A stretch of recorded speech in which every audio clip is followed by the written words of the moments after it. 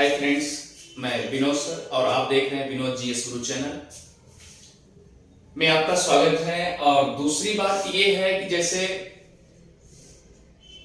साथ साथ अगर हम चाहे पॉलिटी हो, चाहे हिस्ट्री हो, चाहे वो ज्योग्राफी हो, अगर हम करंटली से जोड़ते हुए, करंट अफेयर से जोड़ते हुए आपको बताते चल रहे हैं तो हमें लगता है कि एक ठोस फैक्ट बनेगा आपके पास। ये बात तो सत्य है। दूसरी बात यह है कि जब तक आप फैक्ट टू फैक्ट नोट्स नहीं बनाएंगे तब तक एग्जाम के लिए दिक्कतें बढ़ती रहेंगी। अब आइए चलते हैं, जैसे कि पिछला वीडियो जो बना था ज्योग्राफी पे बन गया था और उसके पहले हमने पॉलिटी पे बनाया था। तो पॉलिटी पर आपको फंडामेंटल राइट्स का आर्टिकल 15 चल रहा था। अब आर्टिकल 15 चलने के कारण हमें लगता है कि कुछ उसमें थोड़ा बहुत अधूरे से पार्ट्स रह गए हैं। तो ये याद होगा, एक बार हम दोबारा ट्राई कर देते हैं। आर्टिकल 15। पहली चीज तो याद रखिएगा, एक मूवी आई थी, एक फिल्म आई थी,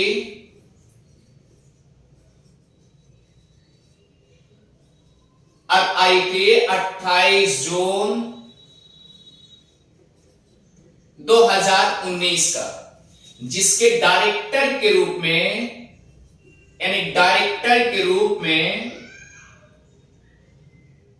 अनुभव सिन्हा जी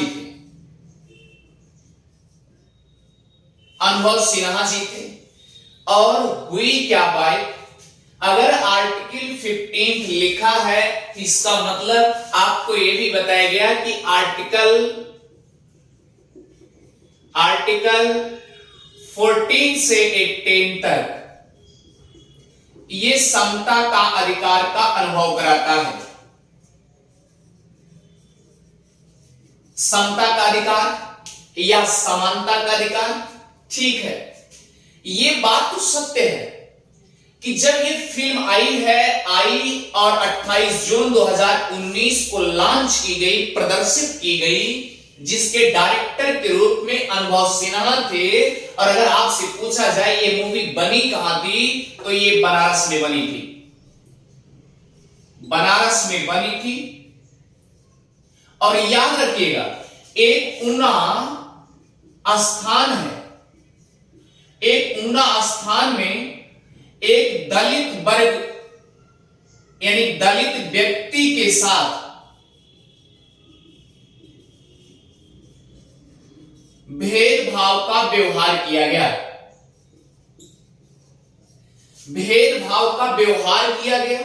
दलित के साथ। और इसी मूवी पर, अर्थात ये जो ऊना स्थान पर जो दलित व्यक्ति के साथ भेदभाव किया गया था, यह 2016 की घटना है। कब की घटना है? 2016 की घटना है।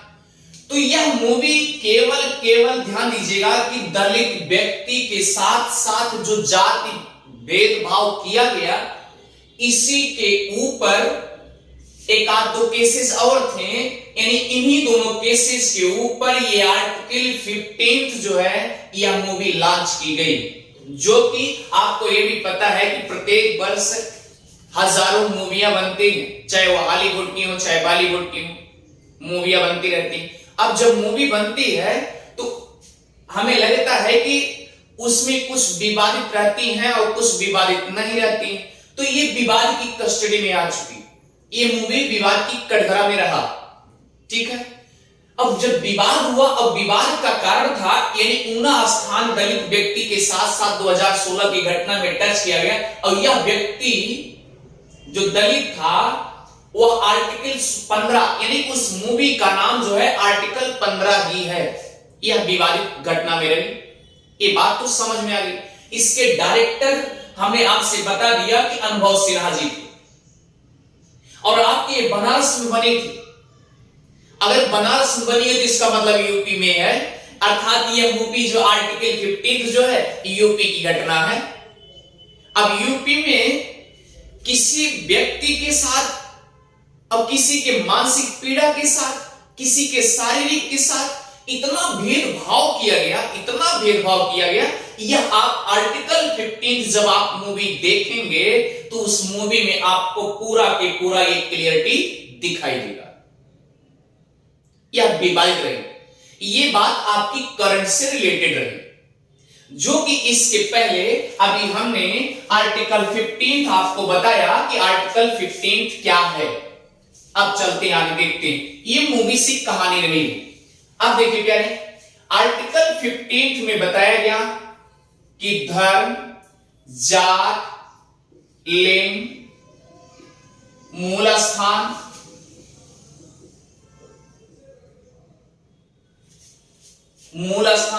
धर्म, जात, लिंग, मूल स्थान और ध्यान दीजिएगा क्या है, और किस पे बात की गई, यानी 5 आधार माने गए, धर्म, जात, लिंग, मूल स्थान और मूल वंश। अब सोचिए, पांचों को आधार मान लिया गया। और ये भी आपको ये भी पता होगा कि जब फंडामेंटल राइट्स अर्थात मूल अधिकार जब बनाया जा रहा था, इसके फंडामेंटल राइट्स के बारे में सोचा जा रहा था, तो पहली प्राथमिकता यह दी गई कि कहीं ऐसा ना हो कि हम तो फंडामेंटल राइट्स मूल अधिकार बना दे रहे हैं, कहीं ऐसा ना हो कि राज्य हनन करने लगे। और इसीलिए भाग 3 फंडामेंटल राइट्स मूल अधिकार में 12 से 35 तक आर्टिकल बना दिए गए और 12 में ही बता दिया गया कि राज्य की परिभाषा है और राज्य में क्या क्या आते हैं, ये बात कह डाली गई। अच्छा, ये बात अगर कह डाली गई तो आप समझ सकते हैं, तो ये आर्टिकल 15 में भी यही बात कहता है, यानी कि धर्म, जात, लिंग, मूल स्थान और मूल वंश, इससे भेदभाव वंचित है, यानी कि भेदभाव नहीं होगा। अब लेकिन याद रखिएगा, एक चीज ध्यान दीजिएगा, भारतीय संविधान में यानी मैग्ना कार्टा में इसके पहले एक वर्ड लिखा है केवल, लिखा है ना, केवल लिखा है, केवल धर्म, जात, लिंग, मूल स्थान, मूल वंश भेदभाव वंचित है। यानी कि कोई भी व्यक्ति, चाहे वह व्यक्ति हो, चाहे वह राज्य हो या भारत का नागरिक हो, वह किसी व्यक्ति के साथ इन आधारों पे कभी भी भेदभाव नहीं कर सकता।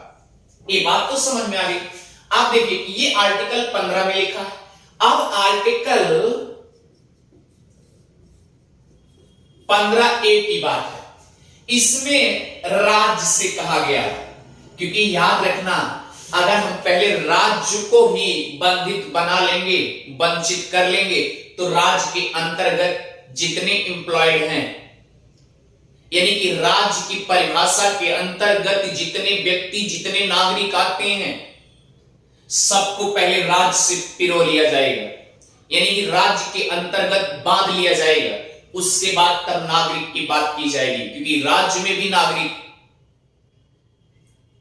ये बात तो सबको समझ में आ गई। कि अगर ये बात समझ में आ गई तो प्यारे, एक चीज, छोटी सी बात है कि एक चीज ध्यान दीजिएगा, जैसे आर्टिकल 14 था, आर्टिकल 14 था, तो आर्टिकल 14 में एक बात कही गई कि उसमें जो विधि के समक्ष समानता का या विधि के समान संरक्षण का प्रयोग किया गया, उसमें यह बताया गया कि भारत के नागरिक लोगों के लिए भी संरक्षण है, और जो बाहरी से आए विदेशी गैर नागरिक हैं, वो अगर भारत में शरण लिए हैं तो उनको भी भारत के नागरिक के समकक्ष उनको भी समान दर्जा दिया जाएगा, समान व्यवहार किया जाएगा, समान संरक्षण प्राप्त होगा, समान कानून भी दिया जाएगा। ये बातें तो उसमें 2 बातें की गई कि यानी अर्थात आर्टिकल जो 14 है वह गैर नागरिक और नागरिक दोनों के लिए। ये बात तो समझ में आ गई होगी प्यारे, ठीक है प्यारे, ये बात तो समझ में आ गई होगी। अब दूसरी बात ये है, अगर ये बात, दूसरी बात ये है कि आर्टिकल 15A में राज्य से एक बात कह दी गई कि राज्य क्या करेगा, इन्हीं आधारों को, यानी धर्म, जात, लिंग, मूल स्थान, या आप कह सकते जन्म स्थान। जन्म स्थान, यहां भी जन्म स्थान ही बना लो। मूल मतलब जड़, यानी जन्म स्थान, और उसके बाद मूल वंश। और इसके पहले भी केवल लगा है, यानी 15A में राज्य, धर्म, जात, लिंग, जन्मस्थान और मूल वंश से भेदभाव नहीं करेगा। कौन नहीं करेगा? राज्य नहीं करेगा। ये बात तो सत्य समझ में आ रही होगी, अच्छे से दिख रहा है, अच्छे से, ठीक, कोई बात नहीं। यानी इधर देखिए, राज्य, ये 15A में राज्य को ये परिभाषित किया, राज्य को बंधित किया गया कि भैया राज्य ऐसा करना कि धर्म कभी भी कुछ भी करना, यानी समानता देना, समानता के लिए, यानी कोई भी अगर आपको एक व्यक्ति को समान दर्जा देना है, दूसरे को उसी समान में देना होगा। क्लियर? तो यानी कहने का मतलब, अगर नौकरी भी देगा, राज्य नौकरी भी देता है, या कुछ एजेंसीज के रूप में देता है, तब भी ध्यान दीजिएगा, वह एक व्यक्ति को जात समझ करके, मतलब निम्न जात समझ करके ऐसा नहीं वंचित करेगा। क्योंकि आपको याद होगा 14 से लेकर 18 तक केवल समानता की बात की गई। तो याद रखना, केवल धर्म, जात, लिंग, जन्म स्थान और मूल वंश की बात की गई है। ये बात तो समझ में अच्छे से आ गई होगी। क्लियर? अब ये कहा गया कि राज्य कुछ भी करेगा, लेकिन इन आधारों पर किसी व्यक्ति को भेदभाव उसके साथ नहीं करेगा। क्लियर हो गया? अब आर्टिकल 15B, अब ध्यान दीजिए, फिर वही आधार है। अब इसमें क्या कहा गया? इसमें तो राज्य को बंधित किया गया, लेकिन इसमें राज्य प्लस नागरिक को भी वंचित किया गया, यानी राज्य और नागरिक दोनों को वंचित किया गया। और इन्हीं को आधार मान करके केवल धर्म, जात, लिंग, जन्म स्थान और मूल वंश, ध्यान दीजिएगा, इन्हीं को आधार मान करके कहा गया कि ध्यान दीजिए, अब तक तो 15A में राज्य को वंचित किया गया कि भैया राज्य अगर मान लीजिए कुछ भी संरक्षण देता है, यानी समानता की बात कोई भी एजेंसीज के रूप में देता है, या राज्य के अंतर्गत, आप ये सोचिए, राज्य के अंतर्गत धर्म, जात, लिंग, जन्मस्थान, मूल वंश, इन आधारों के साथ किसी को वंचित नहीं कर सकता। कौन नहीं कर सकता? राज्य नहीं कर सकता। अब 15B में ये बात कह दी गई कि राज्य और नागरिक, यानी इसमें दोनों लोगों को इन्हीं आधारों पे, धर्म, जात, लिंग, जन्मस्थान और मूल वंश, इससे कोई किसी को वंचित नहीं कर सकता। अर्थात अब याद रखिएगा, इसी में सार्वजनिक की बात की गई, सार्वजनिक और व्यक्तिगत की बात की गई।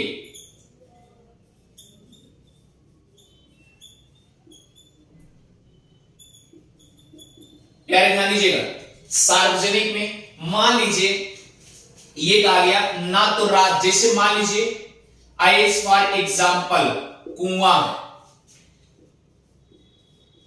तालाब है, नलकूप है,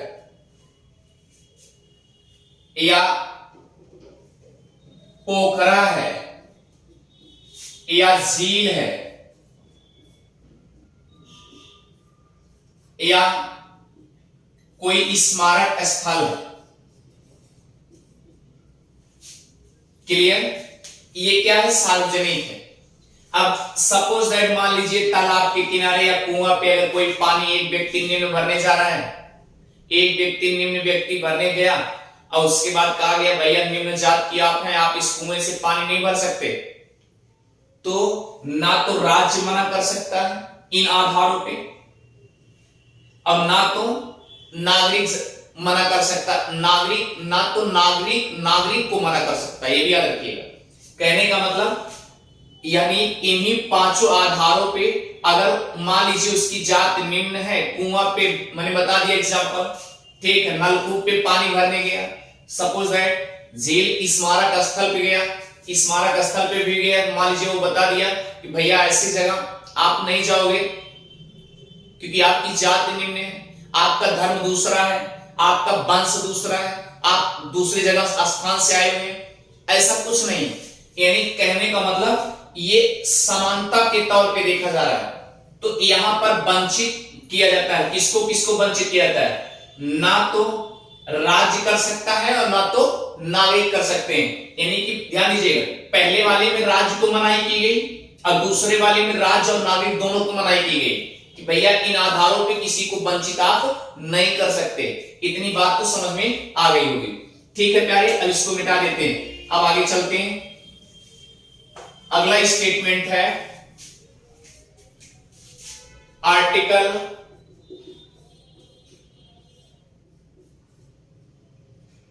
15 से या आर्टिकल 15(3). अब देखिए, अब ये यहां पर एक प्रकार से देखा जाए वो तो दोनों आपके क्या रहे, समानता से जुड़े रहे, लेकिन यहां असमानता दिखाई जा रही है। आर्टिकल 15(3) में असमानता की बात की गई, अर्थात आप ये समझ सकते हैं ये भेदभाव का उल्लंघन होने लगा, भेदभाव का उल्लंघन होने लगा। क्लियर? अब हुआ क्या, इसमें राज्य को पावर दे दिया गया। अब सब आपको राज्य से रिलेटेड मिलेंगे, यानी कि राज्य को पावर, यहां भी राज्य को पावर, अर्थात ये आर्टिकल 15(3) और आर्टिकल 15(4) ये दे दिया गया, ये भी राज्य को पावर दे दिया गया, राज्य को। यानी क्या कहा गया, आर्टिकल 15(5), ये इतनी बात ध्यान दीजिएगा। अब आर्टिकल 15(3) में क्या बात कही गई, जरा ध्यान दीजिएगा, भेदभाव का वर्णन किया जा रहा है। इसमें कहा गया महिला, यानी कि राज्य कर सकता है किसके लिए, महिलाओं का आरक्षण, महिलाओं का आरक्षण या बच्चों का आरक्षण या बच्चों का शिक्षा से संबंधित, अर्थात अब ये सोचिए महिलाओं का आरक्षण यानी महिलाओं के लिए विशेष छूट, महिलाओं के लिए, इन दोनों के लिए, किसके लिए, विशेष छूट, याद रखिएगा विशेष छूट। आप ये भी कर सकते हैं विशेष छूट के साथ साथ, जैसे महिलाओं के लिए प्रसूति अवकाश,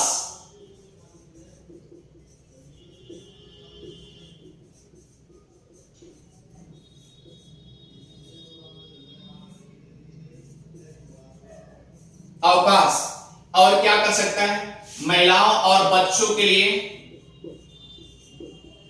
पुष्टाहार की योजना, ये क्या कर सकता है विशेष रूप से। यानी इसमें आर्टिकल 15(3) में क्या दिया गया कि विशेष छूट रूप में दे दिया गया, महिलाओं के लिए प्रसूति का अवकाश दे दिया गया और विशेष राज्य कर सकता है, और महिलाओं और बच्चों दोनों के लिए पुष्टाहार योजना की लागू किया गया। तो ये आपको आर्टिकल 15(3) के तहत राज्य को ये अवसर दिया गया कि राज्य भैया तो स्पेशल जो है महिलाओं के लिए आप ये कर सकते हो, पुष्टाहार वगैरह योजना, आप जो प्रसूति अवकाश के लिए छुट्टी कर सकते हो, विशेष छूट दे सकते हो। तो ये राज्य को क्या कर दिया गया, यानी यहां पर भेदभाव की कल्पना होने लगी। लेकिन आप ध्यान दीजिएगा ये राज्य को बंधित किया गया। अब आर्टिकल 15(4) में ये बात कही गई, यानी कि राज्य, हर जगह लिखा है राज्य किसी व्यक्ति को सामाजिक, शैक्षणिक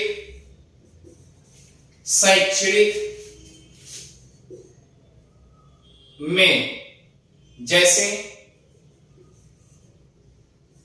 विशेष छूट देने का प्रावधान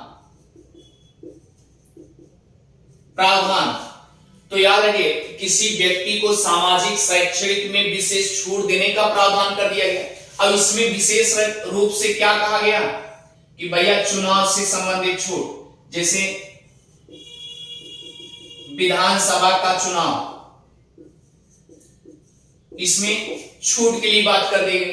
क्लियर। और शिक्षा में क्या कहा गया, शुल्क में छूट, शुल्क में छूट।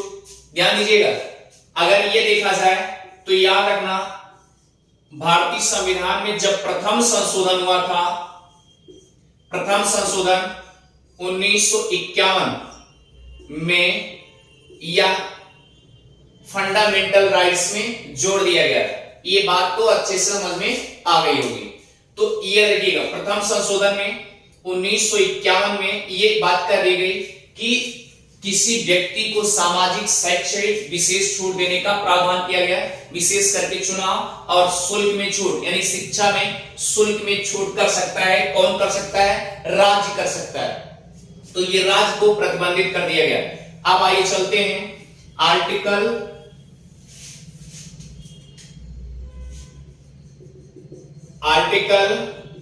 15(5).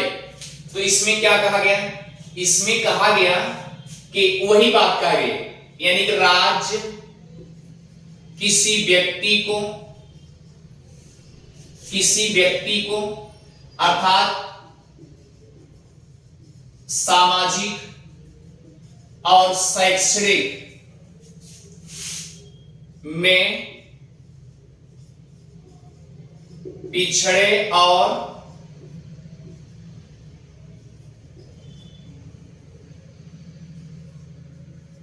अनुसूचित जात, जनजात, अनुसूचित जात में अगर कोई व्यक्ति पिछड़ा है, उसको विशेष रूप से आरक्षण का प्रावधान, विशेष रूप से आरक्षण का प्रावधान ये कौन कर सकता है, राज्य कर सकता है। और इसमें देखिए ध्यान से, जैसे ओबीसी के लिए 27% बताया गया, 27%, और एससी के लिए 15.5%, और याद लगेगा, और एसटी के लिए 7% का आरक्षण दिया गया। अब आप टोटल काउंटेबल करेंगे तो कितना होगा,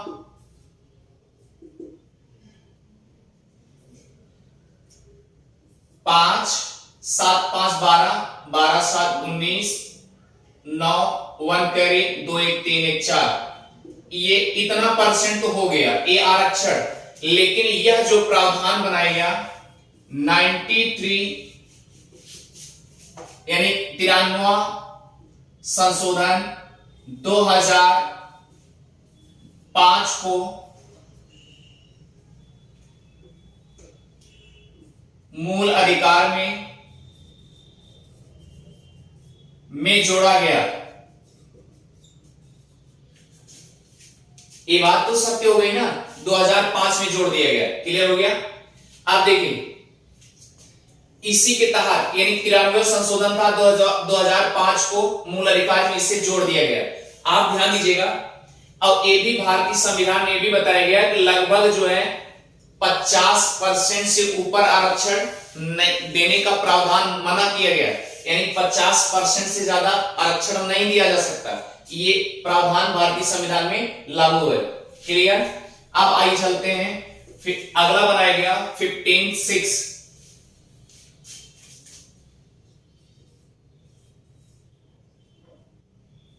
क्या बनाया गया 15(6) में? ये बताया गया कि राज्य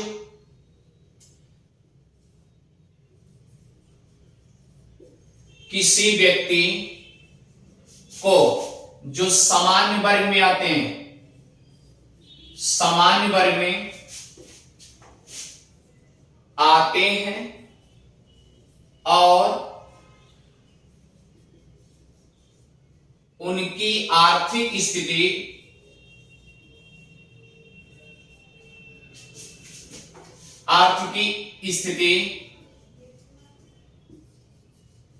कमजोर है,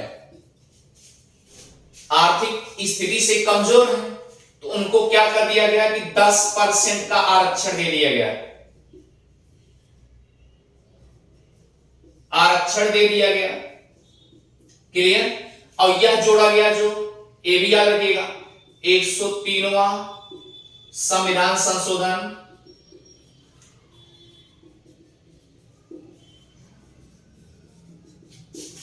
2019 को जोड़ा गया है। ठीक है, इतनी बात तो आपको समझ में आ गई होगी कि भैया जो अभी आपको याद होगा कि राज्य सरकार को क्या नाम है, राज्य बताया गया कि 2019 में 103वां संविधान संशोधन था, उसमें बताया गया कि भैया जो जनरल कैटेगरी के व्यक्ति हैं, जनरल में आते हैं, तो उनको बताया गया कि जो अगर वो आर्थिक स्थिति उनकी वीक है, उसमें ढेर सारी शर्तें रखी गई, आर्थिक स्थिति कमजोर है, तो उनको क्या किया गया, 10% का आरक्षण दे दिया गया। अब इसके पहले क्या था, 49% आसपास जो है आपको आरक्षण मिल चुका है, ओबीसी को 27%, एससी को 15.5% इस तरीके दे दिया गया। तो कहने का मतलब ये बताया गया कि मूल अधिकार में जो है, फंडामेंटल राइट्स में बताया गया कि 50% से ज्यादा आप आरक्षण नहीं दे सकते। तो अब ये 10% इसका मतलब एक्स्ट्रा दिया जा रहा है, तो ये एक्स्ट्रा है, अलग से इतना आरक्षण दे दिया गया। आप ध्यान दीजिएगा, तो ये रहा आपका आर्टिकल 15। ये बात तो समझ में आ गई होगी कि आर्टिकल 15 क्या है और ये समानता का अधिकार। तो याद रखिएगा, ये केवल नागरिकों के लिए, नागरिकों के मतलब भारत के जितने भी व्यक्ति हैं सबके लिए। क्लियर? केवल किसके लिए है, नागरिकों के लिए, गैर नाग विदेशियों के लिए नहीं है, ये भी याद रखिएगा। तो ये आपको एक क्लियरिटी हो गई। और इसके पहले मैंने बताया, अभी क्लास लेते वक्त पहले ही बता दिया कि एक मूवी आई थी अनुभव सिन्हा की कि 28 जून 2019 को ये भी विवादित रही है, और उसका नाम ही था आर्टिकल 15, उसका नाम ही था प्यारे। तो ये भी विवादित रही और आपके बनारस में बनी थी। ठीक, थैंक यू। अगर आपको अच्छे समझ में आ रही है, नेक्स्ट क्लास आपको आर्टिकल 16 की क्लास है, तो आपको समझ में आ रही होगी। और ये हम चाहते हैं आर्टिकल 15 आपका खत्म हो चुका है, इसके बाद